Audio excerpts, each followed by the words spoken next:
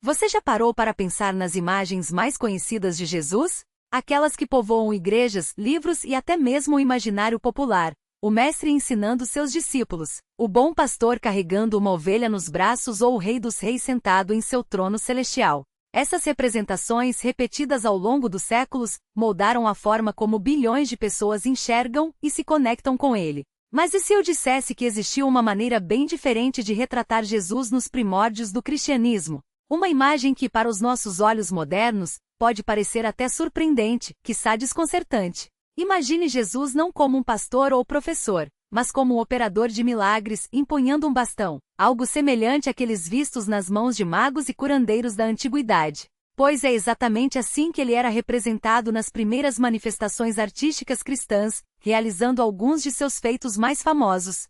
Essa versão, tão distinta da que estamos acostumados, levanta questões fascinantes. Por que os primeiros seguidores de Cristo o retratavam dessa forma? O que aquele objeto simbolizava para eles?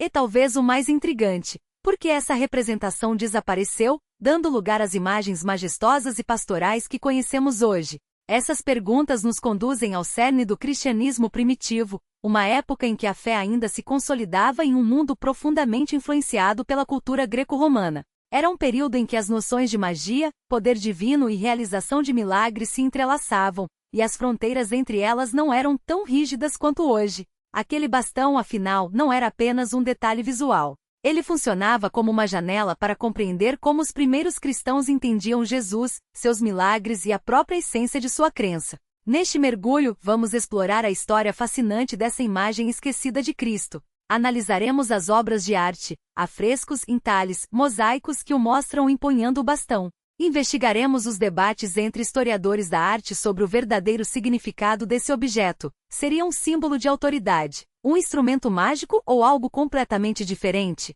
E refletiremos sobre o que o desaparecimento dessa representação revela sobre a evolução do cristianismo, tanto em seus aspectos teológicos quanto culturais. No fim, veremos como algo aparentemente simples, como um bastão, pode revelar insights profundos sobre a imaginação dos primeiros cristãos, as esperanças e lutas dos fiéis comuns e as tensões que moldaram uma fé que cresceu de um movimento popular para uma religião global. Vamos começar. Quando observamos as primeiras representações artísticas de Jesus Cristo, uma característica salta aos olhos: a presença constante de um bastão, ou talvez um simples cajado em suas mãos.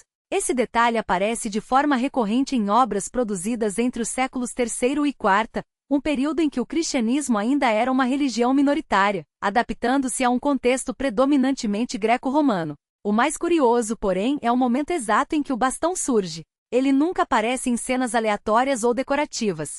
Jesus não o segura enquanto ensina, batiza ou age como pastor. O objeto só aparece quando ele está realizando um milagre. Isso deixa claro que o bastão não era um mero capricho artístico, mas um símbolo diretamente ligado ao papel de Jesus como operador de maravilhas. Vamos analisar onde encontramos essas imagens. Alguns dos exemplos mais antigos vêm de afrescos nas catacumbas romanas, aqueles labirintos subterrâneos onde os primeiros cristãos deixaram algumas de suas expressões visuais mais vívidas da fé. Um dos casos mais famosos é um afresco que retrata Jesus ressuscitando Lázaro. Na cena, Cristo está diante do túmulo, com o braço estendido, segurando um bastão fino e alongado apontado para Lázaro. A composição é simples e íntima, mas a presença do objeto adiciona uma camada de simbolismo deliberado. Outros exemplos mostram Jesus realizando milagres como a cura do paralítico, onde ele aponta o bastão para o homem enfermo, evocando o momento da transformação e da cura. Ou ainda a transformação da água em vinho, onde o objeto aparece como parte do ato, reforçando visualmente a natureza miraculosa do evento. E não podemos esquecer da multiplicação dos pães e peixes, onde o bastão destaca a intervenção divina em um cenário cotidiano e humilde. Essas imagens não são raras. Na verdade, cenas de milagres com o bastão estavam entre os temas mais comuns da arte cristã primitiva, muito mais frequentes do que representações de Jesus ensinando ou entronizado. Essa ênfase nos milagres revela algo fundamental. Para os primeiros cristãos, a capacidade de curar era central para compreender a missão e a identidade de Cristo. Para entender por que o bastão era usado, precisamos considerar a linguagem visual e cultural da época. No mundo greco-romano antigo, os bastões não eram elementos exóticos. Eles eram símbolos amplamente reconhecidos de poder sobrenatural. Em obras egípcias e romanas, bastões ou cajados apareciam nas mãos de figuras associadas à magia, à cura ou à intervenção divina. Isso incluía deuses, magos e até imperadores, frequentemente retratados exercendo autoridade sobrenatural. Para os primeiros cristãos, adotar essa imagem não significava copiar tradições pagãs, mas sim falar uma linguagem visual que seu público compreenderia imediatamente. O bastão na mão de Jesus o marcava como uma figura de poder extraordinário, alguém capaz de alterar as leis da natureza para trazer cura e transformação. Era uma forma de dizer: este homem não é como nós, ele é um canal do poder divino. Ao mesmo tempo, essas imagens refletiam as preocupações das pessoas comuns no mundo antigo. A vida era dura, e o acesso a cuidados médicos limitado. Milagres como curar doentes ou multiplicar alimentos falavam diretamente às necessidades e esperanças dos fiéis. O bastão funcionava como uma abreviação visual do miraculoso, destacando o papel de Jesus como curador e provedor de uma maneira imediata e acessível. O que mais chama a atenção é a centralidade dos milagres na arte cristã primitiva. Diferente de períodos posteriores, em que Jesus é frequentemente retratado em um trono ou ensinando, as obras dessa época focam quase exclusivamente em seus feitos miraculosos. Por quê? Porque os milagres eram parte essencial de como os primeiros cristãos entendiam a identidade de Jesus. Sua capacidade de curar, alimentar e ressuscitar não era apenas uma prova de sua natureza divina, mas também uma fonte de esperança e consolo em um mundo repleto de sofrimento e incertezas. Essa ênfase nos milagres também distingue a arte cristã primitiva de suas versões posteriores. Quando o cristianismo se tornou a religião oficial do Império Romano, o foco mudou para imagens mais imperiais, retratando Jesus como um governante, e não como um humilde operador de milagres. Mas nas obras mais antigas, vemos um Jesus profundamente conectado às lutas e necessidades das pessoas comuns. Nesse contexto, o bastão não simboliza dominação ou autoridade, mas compaixão e intervenção divina. Agora que estabelecemos a presença e o contexto do bastão na arte cristã primitiva, resta a pergunta: o que ele realmente significava? Seria apenas um instrumento de autoridade divina, como alguns argumentam, ou haveria algo mais por trás desse símbolo? Sobre a compaixão e o poder transformador das mãos divinas cedia espaço a uma representação mais grandiosa, quase imperial. O bastão, outrora símbolo de intervenção imediata e pessoal, tornava-se um elemento desnecessário diante da nova iconografia de Cristo como Pantocrator, o governante supremo do universo. Essa mudança não foi apenas estética, mas profundamente teológica. À medida que a Igreja consolidava seu poder institucional, a figura de Jesus como operador de milagres cotidianos perdia força para uma narrativa mais abstrata e transcendente. Os concílios ecumênicos dos séculos IV e V, como Nicéia e Calcedonia, definiram doutrinas que enfatizavam a divindade de Cristo em termos filosóficos e metafísicos. A imagem do Jesus taumaturgo, com seu bastão de cura, parecia quase simplória diante da complexidade teológica que emergia. Afinal, como conciliar um Cristo que multiplicava pães e ressuscitava mortos com a ideia de um Logos eterno, coeterno ao Pai? A resposta estava na gradual supressão de elementos que pudessem sugerir uma humanidade demasiado palpável, quase mundana. Além disso, a ascensão do cristianismo como religião oficial trouxe consigo uma necessidade de distinção clara entre a fé cristã e as práticas pagãs, que ainda persistiam no Império. O bastão, com suas raízes nas tradições mágicas e curativas do mundo antigo, carregava uma ambiguidade perigosa. Para uma igreja que buscava se afirmar como a única verdadeira religião, era essencial evitar qualquer associação com o que poderia ser interpretado como magia ou superstição. Assim, o símbolo foi discretamente abandonado, substituído por gestos mais puros, como a bênção com a mão direita erguida ou o livro das Escrituras, que reforçavam a autoridade espiritual e doutrinária de Cristo.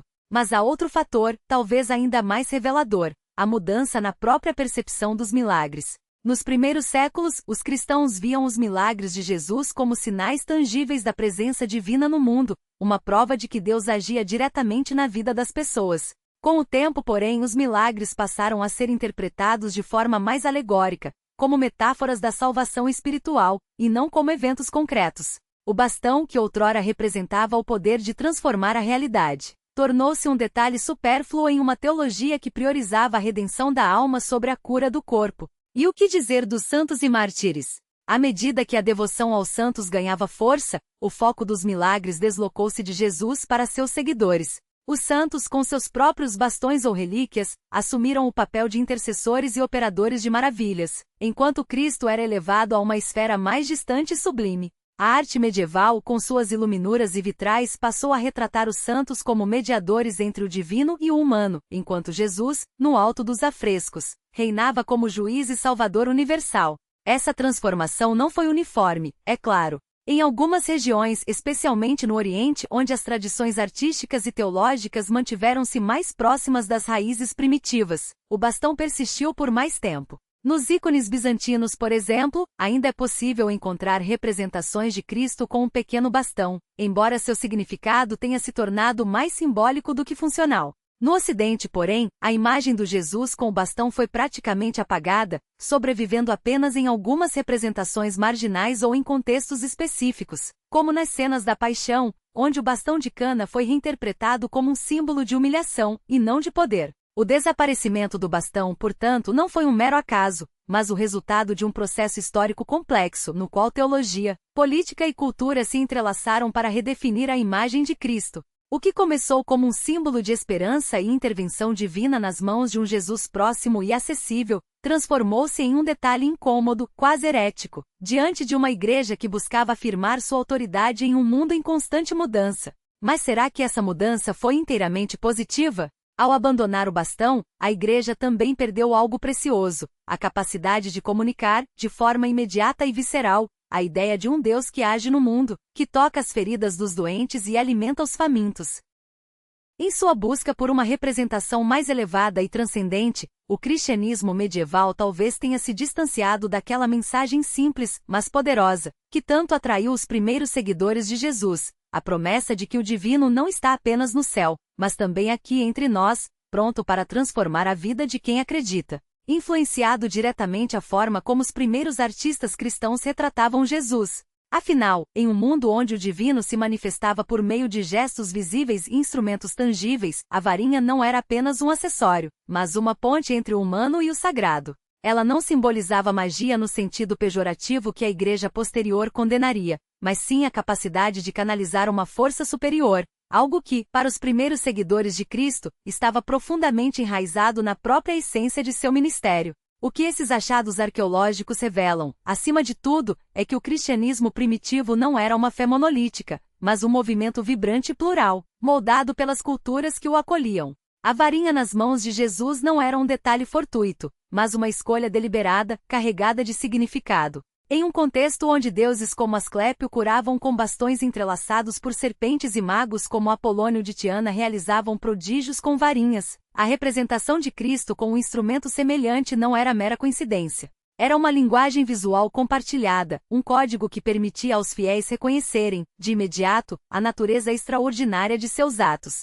Se os pagãos viam em seus deuses e heróis a capacidade de alterar a realidade com um gesto, por que os cristãos não poderiam fazer o mesmo com Jesus? A varinha, nesse sentido, não diminuía sua divindade, pelo contrário, a tornava acessível, palpável, parte de um universo onde o sobrenatural não estava confinado aos céus, mas se manifestava aqui, entre os homens. A rejeição posterior desse símbolo, portanto, não foi apenas uma questão teológica, mas também política. À medida que o cristianismo se institucionalizava, sua arte precisava refletir não apenas a fé, mas o poder. E o poder, na antiguidade tardia, não se expressava por meio de instrumentos humildes, mas de insígnias imperiais, coroas, tronos, cetros.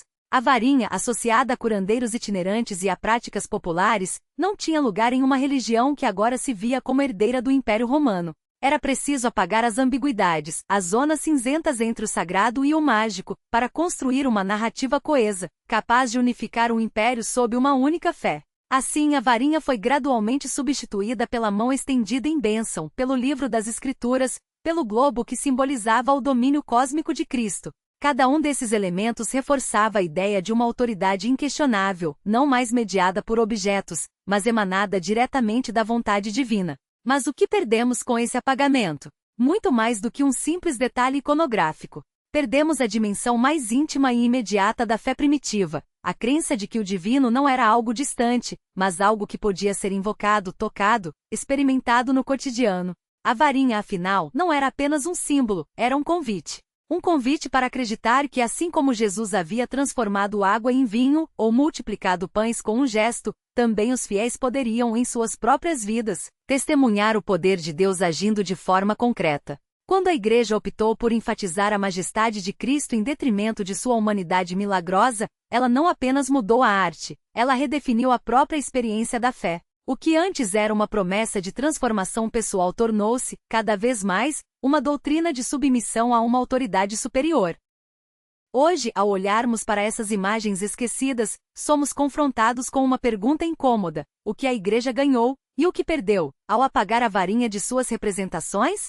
Ganhou, sem dúvida, uma iconografia grandiosa, capaz de inspirar reverência e temor. Mas perdeu, talvez, a capacidade de falar diretamente ao coração daqueles que, como os primeiros cristãos, buscavam não apenas um Deus distante, mas um Deus presente, ativo, capaz de intervir nos pequenos e grandes dramas da vida humana. A varinha, em sua simplicidade, era um lembrete de que o sagrado não precisa de pompa para se manifestar. E talvez seja justamente essa simplicidade, essa proximidade, que a Igreja medieval, em sua busca por legitimidade, não pôde mais sustentar. O que esses achados nos ensinam, em última análise, é que a história da arte cristã não é apenas uma história de evolução estética, mas de escolhas. Escolhas sobre o que lembrar e o que esquecer, sobre quais aspectos de Jesus destacar e quais relegar à sombra. A varinha, hoje redescoberta, não é apenas um artefato arqueológico, é um testemunho de uma fé que, em seus primórdios, ousou acreditar que o divino podia ser tão simples quanto um gesto, tão próximo quanto uma mão estendida. E talvez, em um mundo que ainda anseia por milagres, essa seja a lição mais poderosa de todas. Não foi apenas uma ferramenta artística, mas um espelho das tensões que moldaram a fé nos seus primeiros séculos. Como conciliar a herança cultural do mundo antigo com a urgência de uma mensagem nova? Como traduzir o divino em símbolos que falassem diretamente ao coração de pessoas comuns, sem depender de palavras ou dogmas complexos? A varinha, nesse contexto, não era um mero adereço, era uma ponte. Uma ponte entre o sagrado e o cotidiano, entre o mistério da cura e a realidade da dor. E aqui reside o paradoxo: quanto mais simples o símbolo, mais profundo seu alcance. Para uma população majoritariamente letrada, um gesto, um toque, um movimento valia mais do que páginas de teologia. A varinha não exigia explicações, ela mostrava. Mostrava um Jesus que não se limitava a pregar, mas agia. Que não se contentava em anunciar o reino dos céus, mas o trazia para a terra, nas mãos trêmulas de um doente, nos olhos arregalados de uma mãe que via seu filho voltar a andar. Não era um Deus distante, entronizado em catedrais de mármore, mas um homem que caminhava entre os esquecidos, armado apenas com a fé, e sim, com a simplicidade de um instrumento que todos podiam entender. Mas por que então esse símbolo desapareceu? Por que a Igreja, em sua marcha rumo à institucionalização, apagou das imagens o que um dia fora tão central? A resposta talvez esteja na própria natureza do poder. A varinha era democrática demais. Ela não exigia intermediários, não dependia de hierarquias, não precisava de sacerdotes para ser compreendida. Em um mundo onde a fé se tornava cada vez mais uma questão de controle, de doutrinas, de rituais, de estruturas, um símbolo que colocava o milagre ao alcance de qualquer um era perigoso. Perigoso porque sugeria que o divino não estava trancado em templos ou reservado a uma elite, mas pulsava na vida comum, acessível a quem ousasse crer. E não é irônico? Hoje, quando falamos em acessibilidade da fé, quando buscamos um cristianismo que dialogue com as dores reais das pessoas, redescobrimos justamente o que foi suprimido. A varinha não era um detalhe, era uma revolução silenciosa. Ela nos lembra que, em seus primórdios, o cristianismo não era uma religião de respostas prontas, mas de perguntas incômodas. Não era um sistema fechado, mas um convite aberto. E se o sagrado não estiver onde sempre procuramos, mas onde menos esperamos? E se o maior milagre não for a grandiosidade dos céus, mas a transformação de uma vida aqui, agora com um simples gesto? A história da varinha é, no fim das contas, a história de como a fé se reinventa. De como ela se adapta, resiste, desaparece e ressurge, sempre que alguém em algum lugar precisa acreditar que o impossível é possível. E talvez seja essa a sua lição mais urgente, que os símbolos mais poderosos não são os que nos afastam da realidade, mas os que nos lançam de volta a ela com mais coragem, mais esperança, mais mãos estendidas.